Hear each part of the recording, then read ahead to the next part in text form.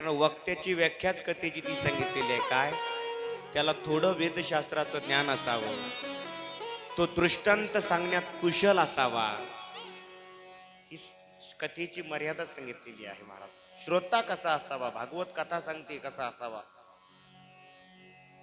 कथेची मर्यादा प्रत्येक ठिकाणी येते. कीर्तनाची मर्यादा येते, कथेची येते, प्रवचनाची येते. म्हणून ऐका, प्रवचन जे असतं ना, प्रवचन हे ज्ञान प्रधान असतं आणि कीर्तन आणि कथा जी असते ना ती भक्ती प्रधान असते. प्रवचनामध्ये ज्ञान प्रधानता, तुमची कीर्तनात आणि कथेत मात्र भक्ती प्रधानताच तयार झाली पाहिजे. कीर्तनात आणि कथेत तुमची विद्वत्ता काय उपयोगाची. म्हणून भक्ती प्रधानता, कारण कीर्तन हे भक्ती साधन आहे. आज आपल्या या कथेकरिता परिसरातील एक आपलं भूषण वैराग्य संपन्न महात्मा आदरणीय राजाराम महाराज तुवर बाबा या ठिकाणी उपस्थित झालेले आहेत. एकदा सगळ्यांनी त्यांच्यासाठी टाळी वाजवा. त्याचबरोबर आदरणीय रामायणाचार्य एकनाथ महाराज माकोनी बाबा या ठिकाणी उपस्थित आहेत, त्यांनाही धन्यवाद.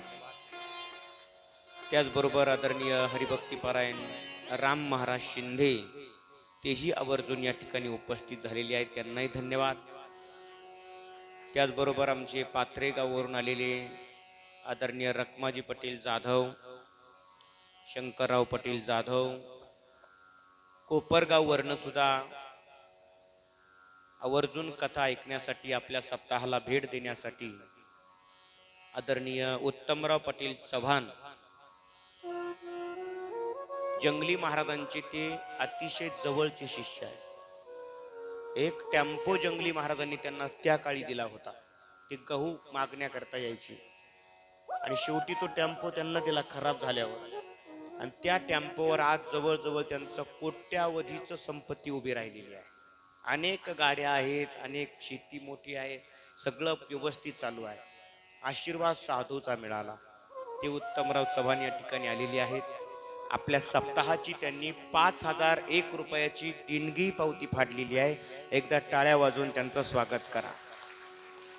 त्याचबरोबर आमचे अण्णा पाटील काळे या ठिकाणी उपस्थित आहेत.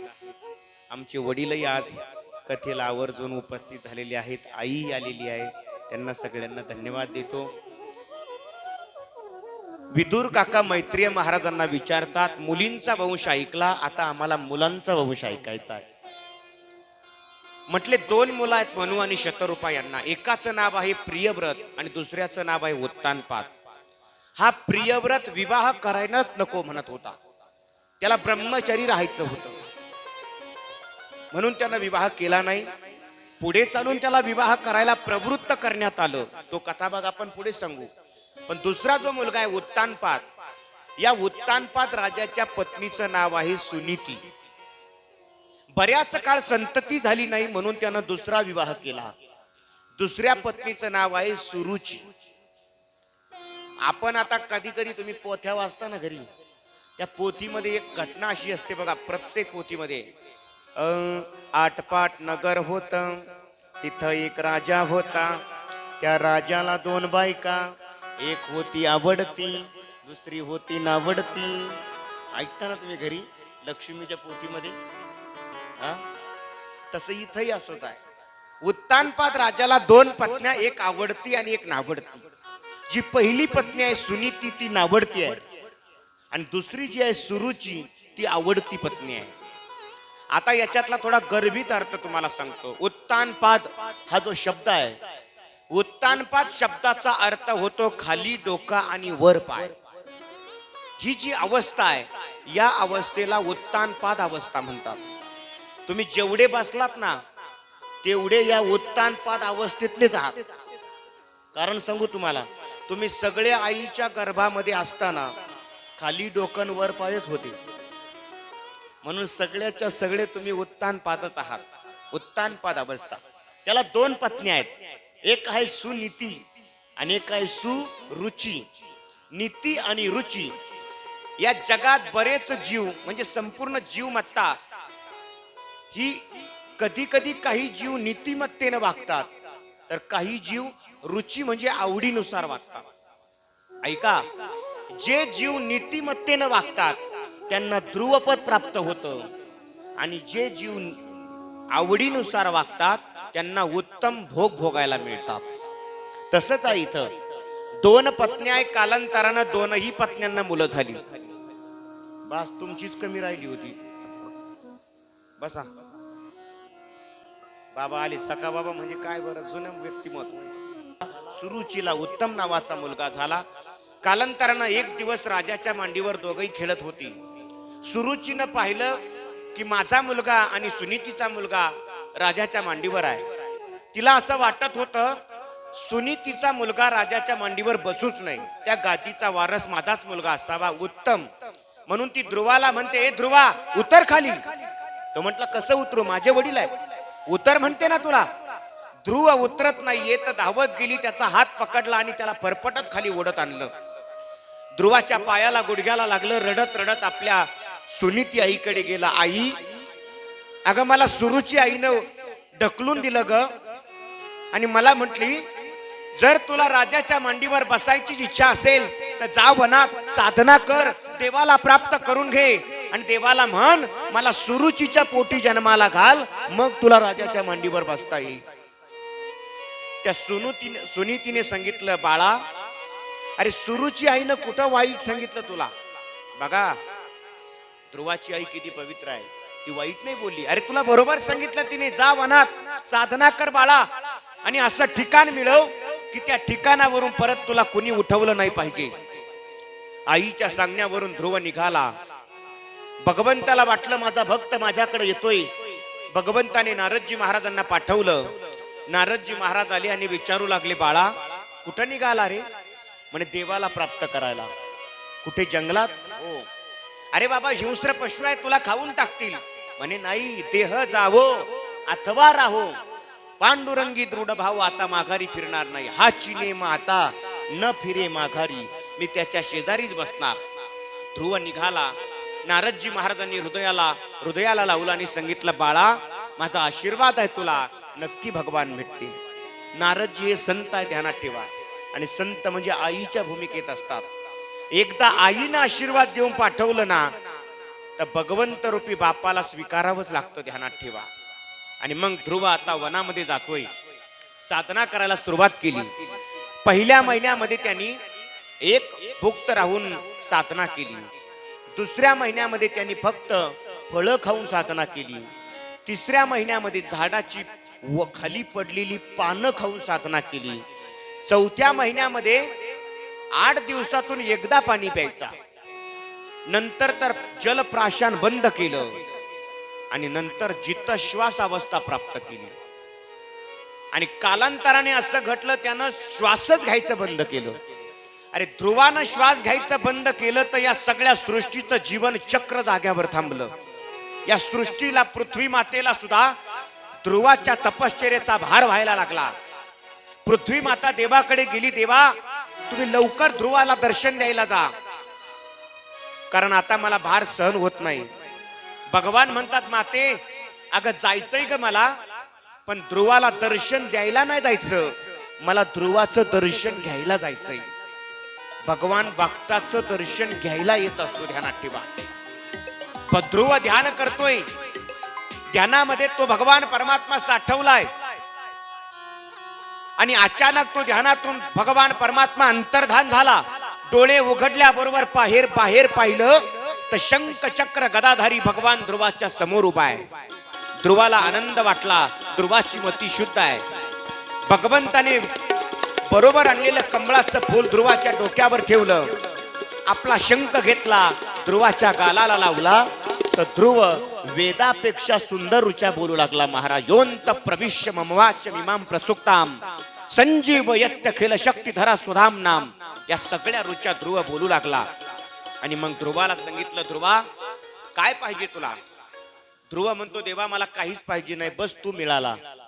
भगवान म्हणतात, अरे मला माहितीये तू कशासाठी आलाय. ऐक ध्रुवा, आता याच्यानंतर तू 36,000 वर्ष राज्य करशील आणि त्याच्यानंतर असा लोक मी कुणासाठीच निर्माण केला नाही, असा लोक मी स्वतंत्र तुझ्यासाठी निर्माण करेल ध्रुवा. आणि त्या लोकात तुला जायला मिळेल तिथून तुला कुणीही ढकलून देणार नाही. ते ध्रुव पद असेल लक्षात ठेव. आशीर्वाद दिला. भगवान परमात्मा अंतर्धान झाले. नंतर ध्रुव साधनेमध्ये निघून गेला. या ध्रुवाचा एक भाऊ आहे उत्तम. हा उत्तम याच यक्षांबरोबर युद्ध झालं. या युद्धामध्ये तो मारला गेला. हे ध्रुवाला कळालं तर ध्रुवानं यक्षावर आक्रमण केलं. यक्षगणांना ध्रुवानं भरपूर बेदम मारलं. ध्रुव काय आटपत नाहीये. शेवटी मनु आणि शतरूप आले, ब्रह्मदेव आले. ध्रुवाला समजावून सांगितलं. ध्रुवानं युद्ध थांबवलं. कुबेराने ध्रुवाला आशीर्वाद दिला, तुला अखंड भगवंताचं स्मरण राहील. आणि याच्या नंतर मग ध्रुव बद्रिकाश्रमाला निघून गेला. राज्य आपल्या उत्कल नावाच्या मुलाला दिलं आणि बद्रिकाश्रमाला जाऊन साधना करू लागला. साधनेचा परिणाम असा झाला, एक दिवस आकाश मार्गाने विमान आलं. ध्रुव विमानात बसलाय आणि ते विमान आता त्या ध्रुवाला घेऊन भगवंताने निर्माण केलेल्या ध्रुव लोकाला निघून गेलं. महाराज अढळपदी बाळ बैसविला ध्रुव क्षीराचा सागर उपमन्या. हे त्यावेळेला सत्ययुगात घडलं आणि हीच घटना कलियुगात सुद्धा घडली. महाराज म्हणे रामेश्वर सकळा पुसोनी गेला तो विमानी बैसोनिया.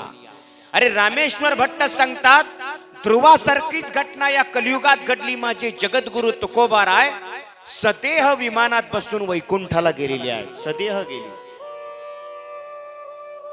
पण काही काही नास्तिक लोक आहे ना, माकोनी बाबा, ते म्हणतात हे कसं काय शक्य आहे हो, विमानात बसून तुकाराम महाराज सदेह कसं काय गेली. असे जे बोलणारे आहेत ना, यांचं रक्त तपासलं पाहिजे. रक्त नक्की भेसळ असण्याची शक्यता आहे. अहो मी एका जणाला विचारलं होतं, म्हटलं हे तुझे वडील आहेत ना. मला माहित होतं हे त्याचे वडील आहेत. तुझे वडील आहेत नाही. तो म्हणे आपण नाही मान्य करत. म्हटलं बापाला. म्हटलं का.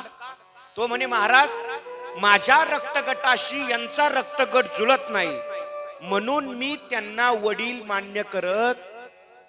मग मी त्याला म्हटलं तुझ्या रक्तगटाशी जर यांचा रक्तगट जुळत नाही, म्हणून जर तू त्यांना वडील मान्य करत नसेल, तर मग इथं नेवासा नगरीमध्ये ज्यांचा ज्यांचा रक्तगट तुझ्या रक्तगटाशी जुळतोय,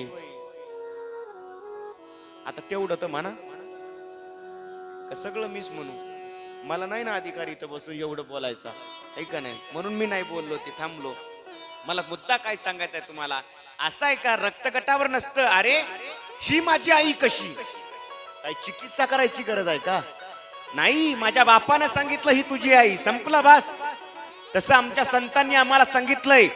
जगद्गुरु तुकाराम महाराज सदेह वैकुंठाला गेले बास. हे सूर्य प्रकाशा इतकं स्वच्छ आहे, त्याच्यामध्ये बदल अजिबात नाही महाराज. तसं ध्रुवाला विमान न्यायला आलं. ध्रुव महाराज विमानात बसून निघून गेले.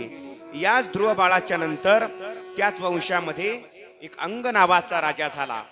अंगाला वेन नावाचा मुलगा झाला. हा वेन दुराचारी होता, पण तो ब्राह्मणांना फार मानत होता. एक दिवस ब्राह्मणांनी त्याच्याकडे दान मागितलं, तुझं आयुष्य दे. त्याचं आयुष्य घेतलं, तो मरण पावला. त्याच्या आईनं त्याचं शरीर घेतलं आणि नावेमध्ये टाकलं आणि नाव पाण्यामध्ये विचरण करू लागली. नावेमध्ये जात असताना त्याच्या आईनं त्याच्या शरीराचं मंथन केलं, दोहन. तर त्याच्या शरीरातून एक काळा कभिन्न पुरुष बाहेर आला. ते त्याचं पाप होतं, ते वनात निघून गेलं. परत त्याच्या शरीराचं दोहन केलं तर त्याच्या शरीरातून स्त्री आणि पुरुषाची जोडी बाहेर पडली. ती स्त्री आणि पुरुषाची जोडी म्हणजे अर्ची आणि पृथु भगवान. आता ही अर्ची म्हणजे मी तुम्हाला ती नाही सांगू राहिलो. ही अर्ची म्हणजे भगवान लक्ष्मी नारायणाची जोडी आहे. कारण आर्ची हे नाव आता तुम्हाला माहिती झालं, पण आर्ची हे नाव त्या काळी पुराणात आलेलं आहे. आर्ची आणि पृथु भगवंताचं प्राकट्य झालं महाराज. याच्यानंतर पृथूच्या वंशामध्ये पुढे प्राचीन बरी नावाचा राजा झाला. प्राचीन बरीला प्रचेतस नावाची 10 मुलं झाली. त्या प्रत्येक प्रचेतसांचा विवाह वारक्षणी नावाच्या वृक्षकन्येबरोबर झाला आणि त्या वृक्षकन्येपासून त्यांना एक मुलगा झाला. त्याचं नाव आहे दक्ष, त्याची कथा आपण पुढच्या भागामध्ये बघणार आहोत, म्हणजे पंचम स्कंदामध्ये पाहणार आहोत. तत्पूर्वी सगळ्यांनी एकदा टाळी वाजवून भगवंताचं भजन करायचं. ओम नमो भगवते वासुदेवाय. ओम नमो भगवते वासुदेवाय. ओम नमो भगवते वासुदेवाय. ओम नमो भगवते वासुदेवाय. ओम नमो भगवते वासुदेवाय. ओम नमो भगवते वासुदेवाय. ओम नमो भगवते वासुदेवाय. वासुदेवाय हरि नंदनंदनाय. वासुदेवाय हरि नंदनंदनाय. वासुदेवाय हरि नंदनंदनाय. वासुदेवाय हरि नंदनंदनाय. ओम नमो भगवते वासुदेवाय.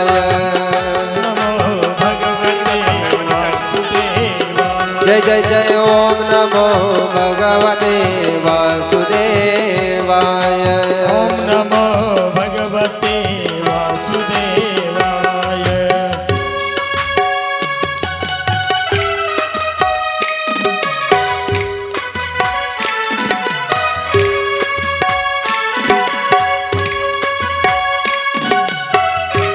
सगळ्यांनी टाळी वाजवा, भजन करा. तो भगवान आपल्याला पाहतोय. कोण भजनामध्ये कुत्सरपणा करतोय त्याला सगळं कळतंय.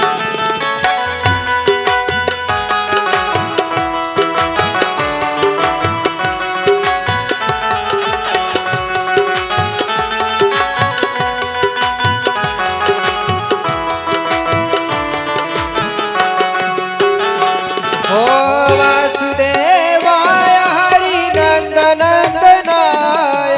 वासुदेवाय हरि नंदनंदनाय. ओ वासुदेवाय हरि नंदनंदनाय. वासुदेवाय हरि नंदनंदनाय. ओ वासुदेवाय हरि नंदनंदनाय. वासुदेवाय हरि नंदनंदनाय. ओ वासुदेवाय हरि नंदनंदनाय. वासुदेवाय हरि नंदनंदनाय. ओम नमो भगवते वासुदेवाय. ओम नमो भगवते वासुदेवाय. वडगा ओम नमो भगवते वासुदेवाय.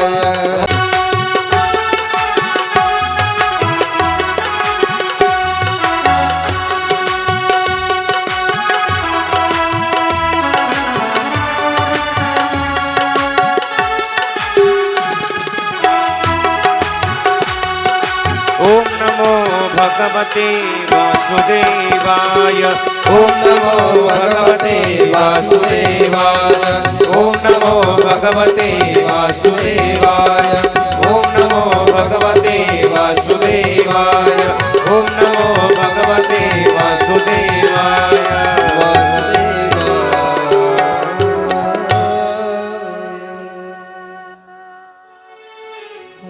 उत्तानपाद नावाच्या राजाचं चरित्र आपण पाहिलं. याच्यानंतर दुसरा एक मुलगा आहे मनु आणि शतरूपा यांचा प्रियव्रत. या प्रियव्रत शब्दाचा अर्थच होतो ज्याला जीवनामध्ये व्रत करायला आवडतं त्याला म्हणायचं प्रियव्रत. हा प्रियव्रत लग्न करायलाच नको म्हणत होता. याला संग घडला नारायणाचा, नारद महाराजांचा, आणि याच्या जीवनामध्ये एक विधेयी अवस्था निर्माण झाली. सुर मंदिर तनु मूल निवासा शय्या भोजल प्राजिनवाशा ही अवस्था याच्या जीवनात निर्माण झाली. आणि त्यामुळे तो लग्न करायला नको म्हणत होता. पण ब्रह्मदेवाला ही मान्य नव्हतं. ब्रह्मदेवानं त्याला विवाह करायला लावला. या प्रियव्रताचा विवाह विश्वकर्म्याची मुलगी बहिर्ष्मती हिच्या बरोबर झाला. आपल्या गावात सुद्धा विश्वकर्मा मंदिर आहे ना. अतिशय सुंदर ते मंदिर आहे. त्या मंदिराची देखभालही सुंदर होते. मला वाटतंय पौर्णिमेला का काहीतरी तिथं भंडारा पण असतो विश्वकर्मा मंदिरामध्ये. विश्वकर्म्याची मुलगी बहिर्ष्मती हिच्या बरोबर झाला. त्या बहिर्ष्मतीला प्रियव्रतापासून 10 मुलं आणि 1 मुलगी झाली. त्या एका मुलीचं नाव आहे ऊर्जस्वती. ही ऊर्जस्वती नावाची मुलगी दैत्यगुरु शुक्राचार्यांना दिली आणि 10 मुलं आहेत. त्या 10 मुलापैकी 7 मुलं सप्तद्वीपांचे अधिपती झाली आणि 3 मुलं संन्यासी झाली. जे सप्तद्वीपांचे अधिपती झाले, 7 द्वीप आहेत ना, 7 द्वीप कसे तयार झाले? हा जो प्रियव्रत होता, या प्रियव्रताच्या नगरीमध्ये व्हायचं काय? दिवसा सूर्य असायचा पण रात्रीच्या काळाला अंधार पडायचा. मग याला वाटायचं माझ्या नगरीमध्ये अंधार कधी येऊच नाही. मग यानं काय करावं? सायंकाळ झाली, सूर्य मावळला की याच्याकडे एक रथ होता, अतिशय दैदिप्यमान असणारा रथ. सूर्याचा प्रकाश पडावा असा प्रकाश त्या रथाचा पडायचा. मग सायंकाळी यानं त्या रथात बसावं आणि संपूर्ण पृथ्वीची प्रदक्षिणा करावी. पृथ्वी प्रदक्षिणा करत असताना सगळीकडे प्रकाश व्हायचा आणि ही पृथ्वी प्रदक्षिणा करत असताना त्याच्या रथाच्या चाकानं 7 खड्डे तयार झाले. त्याला सप्तद्वीप असं म्हटलं जातं. सप्तद्वीप आहेत कोणते? जम्बूद्वीप, कृशद्वीप, क्रौचद्वीप, शाक, पुष्कर, शाल्मली, अजून एक राहिलं, आठवलं तर सांगा कुणाला. 7 द्वीप आहेत. त्या 7 द्वीपापैकी आपण ज्या द्वीपामध्ये राहतो त्या द्वीपाचं नाव आहे जम्बूद्वीप. महाराजांनी याचं वर्णन केलंय. जम्बू या द्वीपा माझी एक पंढरपूर गावगा, धर्माचे नगर देखा विठ्ठू पाटील त्याचे नावगा. या जम्बूद्वीपामध्ये जम्बूद्वीपाचा अधिपती या प्रियव्रताचा एक मुलगा झाला, त्याचं नाव आहे अग्निद्र. हा अग्निद्र आणि या अग्निद्राचा विवाह एका अप्सरे बरोबर झाला. त्या अप्सरेचं नाव आहे पूर्वचिती. तिला नाभी दिवी असंही म्हटलं जातं. आणि त्या अप्सरेपासून या अग्निद्राला एक मुलगा झाला, तो म्हणजे भगवंताच्या 24 अवतारापैकी भगवंताचा एक अवतार आहे. बोला ऋषभदेव भगवान की जय. ऋषभदेव भगवंताचं प्राकट्य झालं. आता हे ऋषभदेव जैन धर्मामध्ये यांना प्रथम तीर्थंकर मानल्या जातं. जैन धर्मामध्ये फार मोठं स्थान आहे ऋषभदेव भगवंताला. या ऋषभदेवाचा विवाह इंद्राच्या मुलीबरोबर झाला. तिचं नाव आहे जयंती.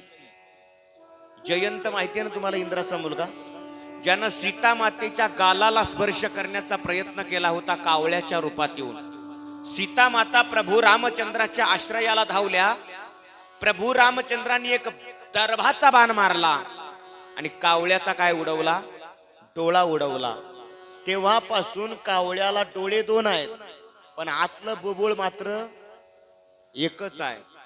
कावळा म्हणजे असा आहे महाराज, या कावळ्याचा रंग चांगला नाही, कावळ्याचा आवाज चांगला नाही, पट्टीच्या कोणत्या स्वरात त्याचा आवाज बसत नाही, पेटीच्या, त्याचं चालणं चांगलं नाही, त्याचं खाणं चांगलं नाही. मी कावळ्याचं सांगतोय, डोम कावळ्याचं नाही. कावळा कावळा तो दिवसभर जरी खात राहिला ना तरी त्याला सगळं पचतं महाराज. त्याचा जठराग्नीच तेवढा विकसित ठेवलाय देवाने. काळा रंग मान्य नाहीये हिंदू धर्माला. महाराज बोलतायत काळी आणि निळी वस्त्र पांघरती, शिवू नये ती निळी आणि वस्त्र पांघरती काळी, असं महाराज बोलतात. काळा आणि निळ हिंदू धर्माला मान्य नाहीये. कावळ्याचा रंग काळा आहे. कावळ्याचं चालणं चांगलं नाही. तुम्ही पहा कावळा रस्त्याच्या असा कडाकडाना चालतो.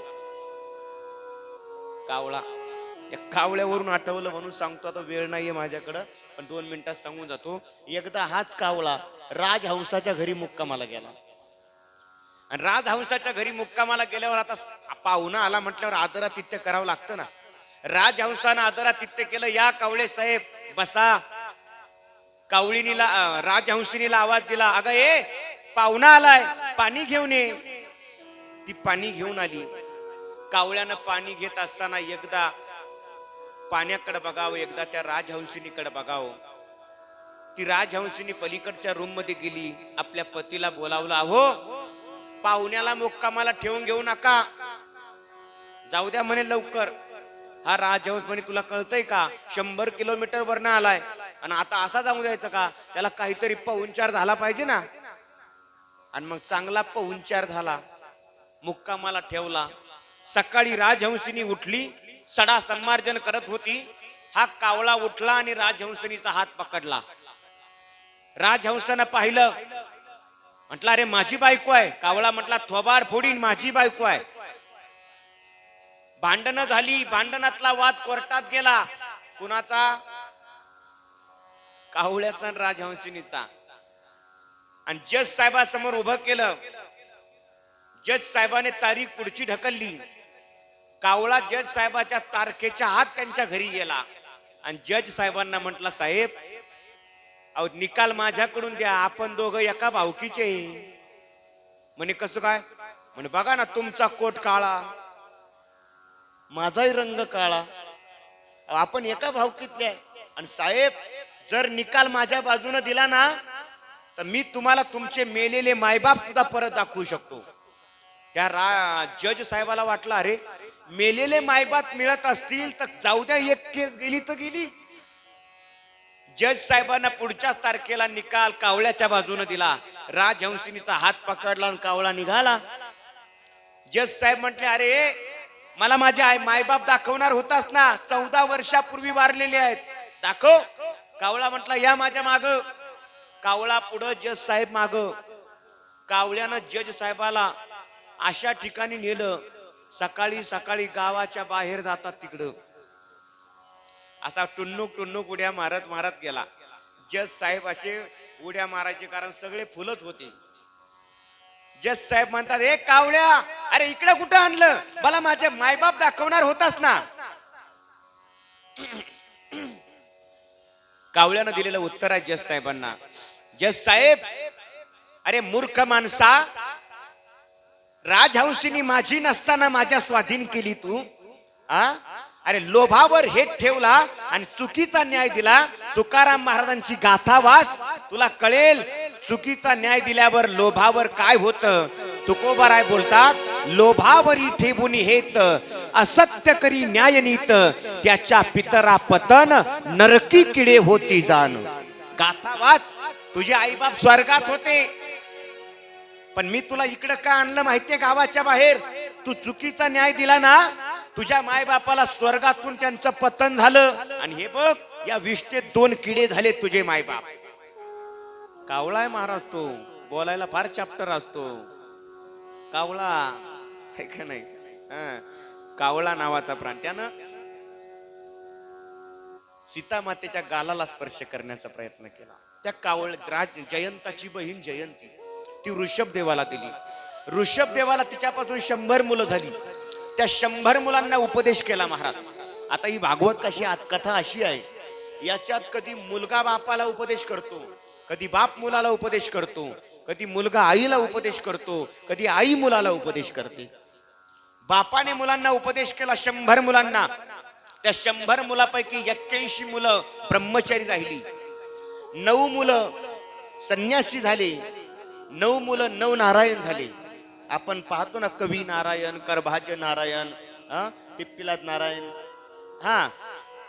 एकनाथी भागवतात त्याचं वर्णन आहे. हे 9 नारायण झाले. असे 99 मुलं गेली आणि एकच राहिला, त्याचं नाव आहे भरत. या भरतानं मात्र राज्य स्वीकारलं, कारण सगळेच ब्रह्मचारी राहिले तर मग राज्य कुणी चालवायचं. मग भरतानं आता राज्य चालवायला सुरुवात केली. ऋषभदेव भगवान भरताचे वडील वनात गेले, साधना करू लागले आणि इतकी विदेयी अवस्था झाली, कधी ते झाडाला उलट टांगून घ्यायचे स्वतःला, कधी कधी अजगरासारखे 2-2, 4-4 महिने झोपूनच राहायचे. अनेक प्राण्यांचे, पक्ष्यांचे आवाज काढायचे. एक दिवस त्या वनाला वनवा लागला आणि त्या वनव्यामध्ये त्यांचं शरीर जळून भस्म झालं. ते निघून गेले निजधामाला. आता हा भरत राज्य करायला लागला. भरताने जिथं राज्य केलं त्या राज्याचं नाव होतं अजनाब पर्व. अजनाब पर्वतावर या भरताने 10,000 वर्ष राज्य केलं, म्हणून त्याचं अजनाब नाव म्हणायचं बंद झालं आणि भरतानं राज्य केलं म्हणून त्या अजनाब क्षेत्राचं नाव भारत असं पडलं. म्हणजे आपण कुणाची कथा ऐकतोय? आपल्या देशाच्या राजाची कथा ऐकतोय, हे ध्यानात ठेवा. या भारत भूमीमध्ये अनेक भरत झाले, नारदही तेवढेच झाले. तुम्हाला नारद किती झाले माहिती सांगू का? नारद पर्वत मुनींचा मामा, त्याचंही नाव आहे नारद. जन्मेजय सर्पसत्रातला एक सभासद, त्याचंही नाव आहे नारद. प्रभू रामचंद्रांच्या 8 धर्मशास्त्रांपैकी एकाचं नाव आहे नारद. ब्रह्मदेवाला 10 मुलं झाली, त्याच्यापैकी 10व्या मुलाचं नाव आहे नारद. एवढे पुराणात नारद झाले. सध्या कळीचे किती आहे त्याचं गणित नाही. तसे भरतही झाले महाराज. उज्जैन नगरीचा राजा तो एक भरत, एक आहे भर्तृहरी, एक भगवान प्रभू रामचंद्रांचा बंधू भरत, आणि हा एक भरत. असे अनेक भरत झाले महाराज. या भरताला राज्य सगळं याचं व्यवस्थित होतं. स्त्रिया अनुकूल होत्या, मंत्री अनुकूल होते, राज्य अनुकूल होतं. सगळं असताना याला वैराग्य निर्माण झालं. म्हणतात नाथ बाबा, जे राज्य वैभव भोगिती त्यासी कदा न विरक्ती, पै भरते केली नवल ख्याती, सेविला श्रीपती देह त्यागी. राज्य वैभव भोगणाऱ्याला शक्यतो वैराग्य होत नाही, पण या भरताला झालं बुवा. वैराग्य फार कठीण असतं महाराज. कडेला जाणं अवघड असतं. आणि वैराग्य कधी कडेला जातो? आपण म्हणतो फार वैरागी, फार वैरागी. अजिबात नाही. जेव्हा तो मरण ना, तेव्हाच म्हणायचं हा वैरागी आहे का नाही. एक काय झालं, एक वेश्या होती, वेश्या. आणि त्या गावातला एक महात्मा तिच्या दारापुढून गंगेच्या स्नानाला जायचा. ती वेश्या सात्विक होती महाराज. सकाळी उठायची, सडा संमार्जन करायची. आणि ते महात्मा तिथून निघाले का त्या वेश्येनं रोज विचारावं, बाबा ओ बाबा, तुमची ही दाढी खरी आहे का खोटी आहे हो? कारण जटा वाढलेली होती ना दाढी. महात्म्यानं काहीच बोलायचं नाही. रोज यांना हटका, हो बाबा सांगा ना, आज आज तरी सांगा तुमची दाढी खरी आहे का खोटी आहे? महात्म्यानं काहीच बोलायचं नाही. एक दिवस त्या महात्म्याचं वैकुंठ गमन झालं. त्याची अंत्ययात्रा निघाली. ती पण हिच्या दारापुढूनच निघाली. ही सडा संमार्जन करीत होती आणि हिनं पाहिलं, म्हटली बाई मेला बाबा, पण सांगितलं नाही दाढी खरी आहे का खोटी आहे. तेवढ्यात त्या तिरडीवरूनच उठून बसलं म्हातारं. बाई माझी दाढी खरी आहे. ही म्हणी मग मेल्यावर सांगायची काय गरज होती? अगं बाई, वैराग्य हे शेवटी कळतं, जिवंत असेपर्यंत नाही कळत. मेल्यावरच म्हणायचं हा खरा वैराग्य आहे की नाही. आता बऱ्याच जण शर्टाच्या गुंड्या अशा काढून चालतात.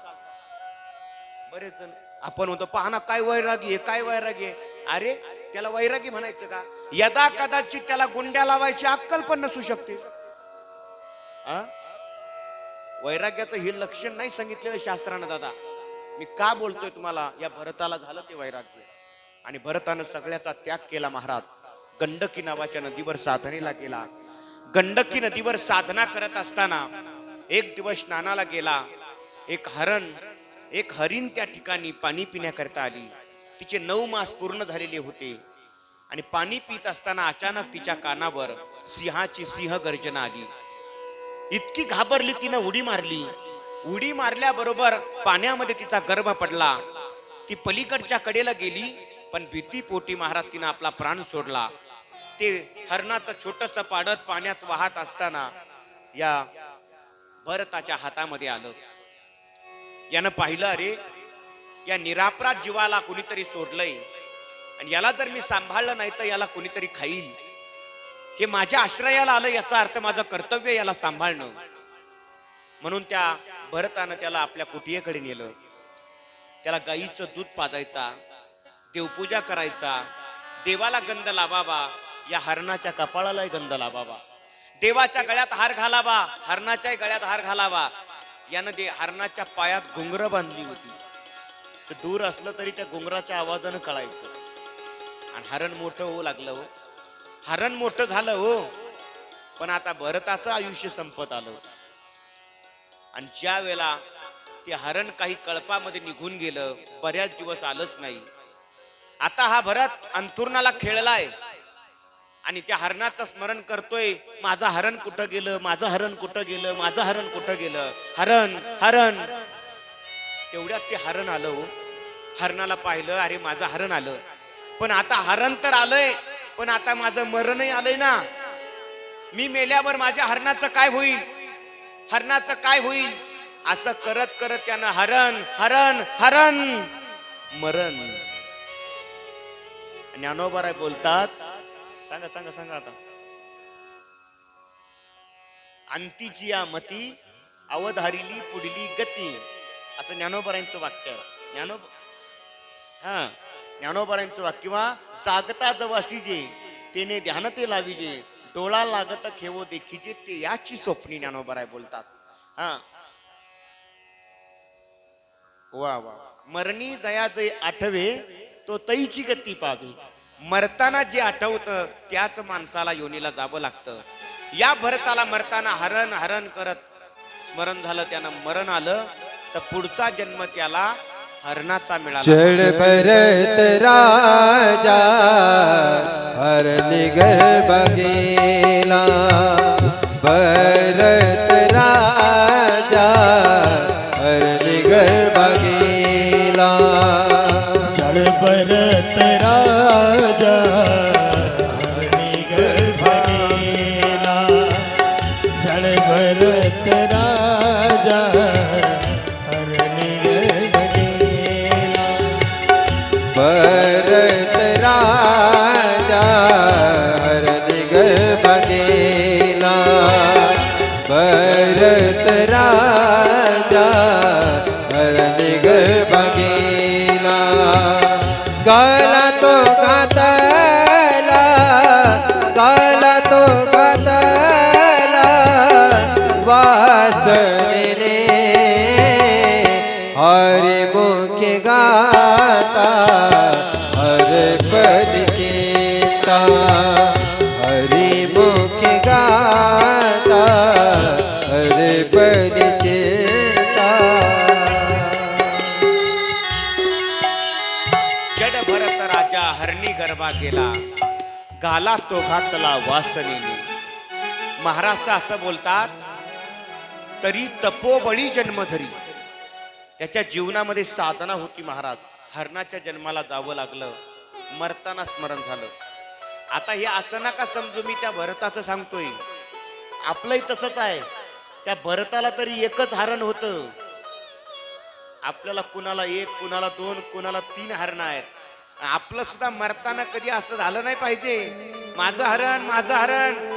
पुढच्या वेळी हरणाच्या जन्माला जावं लागेल, ध्यानात ठेवा. तसं त्याला कालिंजर नावाचा पर्वत, त्या कालिंजर पर्वतावर मृग योनीमध्ये फिरू लागला. पण मागच्या जन्मातलं सगळं स्मरण होतं. तो उपवास करायचा, व्रत करायचा, साधना करायचा. एक दिवस त्या कालिंजर पर्वतावरनं एक कडा कोसळला आणि त्या हरणाच्या अंगावर पडला आणि त्याचं शरीर तिथं सुटलं. 6 महिने त्या मृग योनीत राहिला. त्याच्यानंतर त्याला अंगिरस गोत्रामध्ये ब्राह्मण कुळामध्ये जन्म मिळाला महाराज. आता तिथं याचा एकट्याचा जन्म नाही झाला, याला एक जुळी बहीण पण झाली. पण यांचा जन्म झाला आणि यांची आई मरण पावली. मग बापाला दुसरं लग्न करण्याची इच्छा झाली, कारण यांना सांभाळायचं होतं. त्यानं दुसरं लग्न केलं, त्याला 2-3 मुलं झाली परत. आता हा जो भरत आहे तिथं याचं नाव भरतच ठेवलं. पण झालं असं, याला ज्या वेळेला याचा यज्ञोपवीत संस्कार करायचा होता, मौजी बंधन म्हणतात, कारण ब्राह्मणत्व हे मौजी बंधनाशिवाय सिद्ध होत नाही, हे संतांनी सांगितलेलं आहे महाराज. संत बोलतात ब्राह्मण कुळात जन्माला आलाय, पण ब्राह्मण कुळामध्ये जन्माला येऊन जर त्याचं मौजी बंधन झालं नाही तर त्याचं ब्राह्मणत्व सिद्ध होत नाही. कुळात जन्माला येऊन पण तो ब्राह्मण ठरत नाही. मग याचा मौजी बंधनाचा कार्यक्रम करायचा आहे, गायत्री मंत्र शिकवायचा याला, पण याला तो सुद्धा म्हणता येत नव्हता, इतका जडवत वागत होता. जडवत वागत असल्यामुळे सगळे त्याला भरतच म्हणत होते, पण जडवत वागत असल्यामुळे त्याला जड भरत म्हणायला लागले. हा जड भरत असा होता ना, याच्या सावत्र भावाची लग्न झाली. याच्या भाऊजाई याला म्हणायच्या, भाऊजी एवढे भांडे घासता का, तुम्हाला नाश्ता करून देते. हा भांडे घासायचा. भाऊजी आज तुम्ही पाणी वाहता का, तुम्हाला जेवायला देईल. आता हा सांग काम्यावणीत पाणी वाहायचा. हे मी त्या काळच्या भरताचं सांगतोय बरं का, आताच नाही सांगत. एक दिवसाची घटना. याच्या भाऊजाईने शेताचं राखण करायला पाठवलं. बटाट्याचं शेत होतं. कशाचं? भागवत सांगतोय बटाट्याचं शेत. आणि हा राखण करायला गेला, बांधावर बसला तर एका निषाधाने देवीला नवस केलेला होता महाराज. आणि तो नवस त्याचा पूर्ण झाला होता. आणि म्हणून तो नवस पूर्ण झाल्यामुळे त्या निषादाने एक प्राणी पकडून आणला होता महाराज, नर बली देण्याकरिता. आणि तो नर बली द्यायचा होता, पण तो प्राणी पळून गेला. मग आता कुणाचा तरी नर बळी द्यायचा आहे म्हणून सांगितलं, जा कुणीतरी एखादा भेटला तर त्याला घेऊन या, त्याचाच बळी देऊ. मग ही सेना बघत होती तर हा बांधावर बसलेलाच होता. बघितल्या बरोबर म्हणे, चल आमच्या राजानं बोलावलंय. आता बोलावलं म्हटल्यावर हा जडच होता हो, विचारच नाही काही, घरी विचारून येतो का काय. लगेच निघाला. त्या निषादाने त्याला पवित्र कपडे घातले, हार घातले गळ्यात, आणि हातामध्ये खडग घेतलं. आणि त्या खडग जड भरताच्या मस्तकावर मारणार तेवढ्यात ती आई जगदंबाच प्रगट झाली महाराज.